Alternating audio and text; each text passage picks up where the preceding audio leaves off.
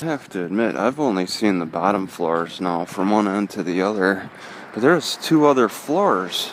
I have no idea what's going on up there. Do people have their individual apartments or something? So I'm only familiar with the bunk bed area in here. Man, I am having some weird back issues. Alright, I slept in the homeless shelter last night in the bed, and my upper back, middle upper back, was really stiff towards the morning time. I think I've gotten too used to sleeping in the car. And also, my lower back is progressively giving me more problems. I don't know what the problem is exactly. I think that it's probably an injury from carrying all that weight on the job last week, and also carrying around a little extra weight on my shoulders, like my shoes and stuff. I get that threshold where if I carry too much for too long, it starts affecting my back adversely. I gotta say, I get the impression sometimes that some of my ill feelings can be resolved with lazy yoga, okay?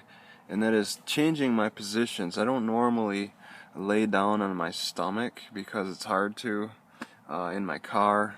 Although with this homeless shelter I can sleep on my stomach, which is pretty nice. But I was feeling a little ill, so I laid in the grass over to the side until somebody with their dog came by. I didn't know if it was the owner, but I got up anyway.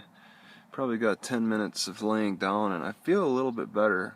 I think I feel a little bit better from laying down on my stomach on the grass than I would have spending that same time sitting here in this car trying to just relax. I think different positions can help with a lot of problems. Just changing the energy flows, because you're putting pressure on certain parts of the body. Right now I'm blocking off particular parts of my body, that particular energy flows in my body, alright, with blood circulation and all that. So, lazy yoga, you don't have to do that extreme stuff, just changing up your position helps. Okay, I just saw that I have to do like a drill, some kind of a chore thing I have to sign up for every day. The list comes out at 6 a.m. That's when you start it. You start filling out whatever you want to do. It's out all day. I just learned that it's put out in the morning, and I see there's all kinds of names on it, and it's the evening now, and I'm pretty much at the tail end of signing up.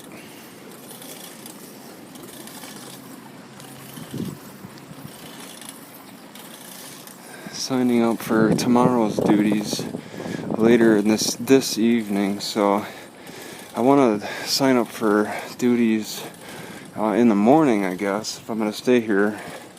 I should have figured there'd be these daily duties. I didn't know too much about it. I chose sweeping the stairwells for tomorrow in the evening because I'm a bit curious about what's on the upper floors. So if I can get like access to the stairwells, that's a reason to do it.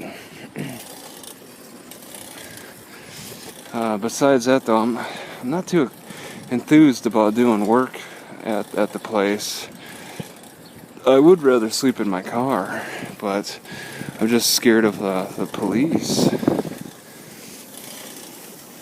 This is where I'm facing like forced work to clean up the place, to stay there for an hour or two from 7 to 8, sweeping stairwells. You know, if I didn't have to worry about the cops trying to wake me up sleeping in my car, I'd avoid this whole mess of staying in this shelter in the first place. But I'm in Boise. It's too darn risky. There is meal. They're serving meal right now at this time, 5, I believe. But I don't think I want to eat at this homeless shelter. I didn't really look at what they're serving, but from what I've seen in the breakfast menu, the breakfast isn't the greatest. And I'm assuming supper probably isn't either. The church really has good food. So 11th Street, not much going on.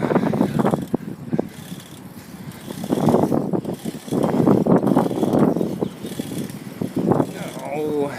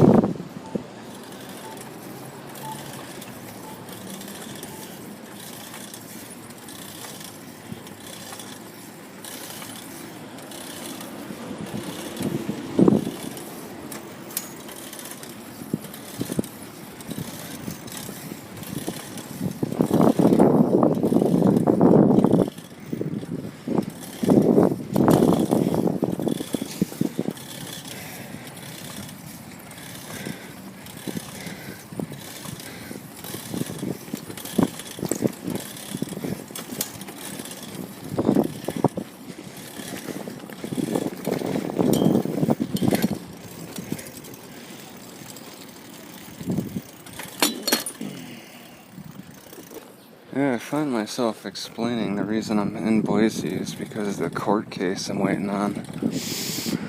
Just talking about it and stuff.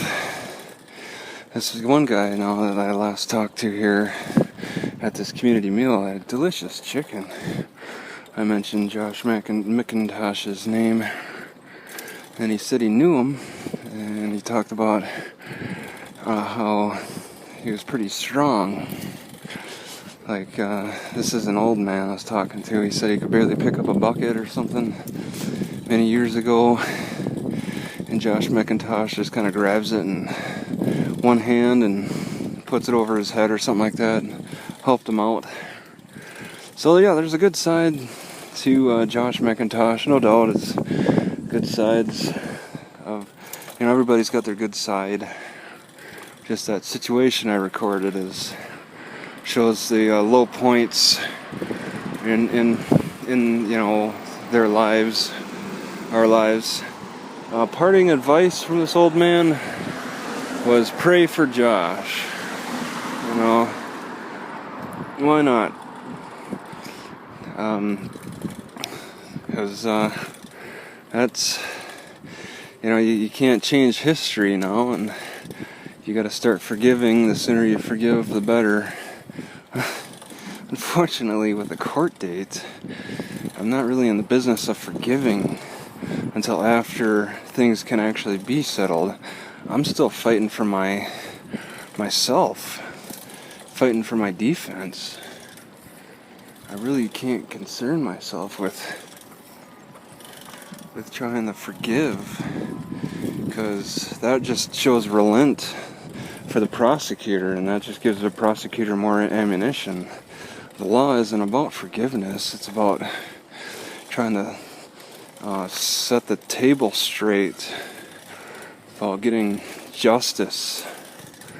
And then after you get justice, so you can start taking more of a religious approach.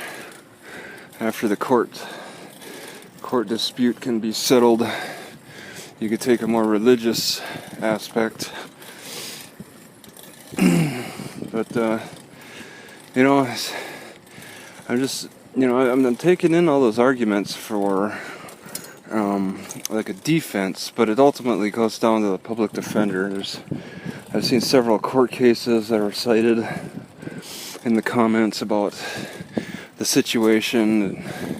Idaho is not a stop and frisk. I don't know what that means exactly. I haven't really seen any documentation on this stop and frisk ordinance or whatever.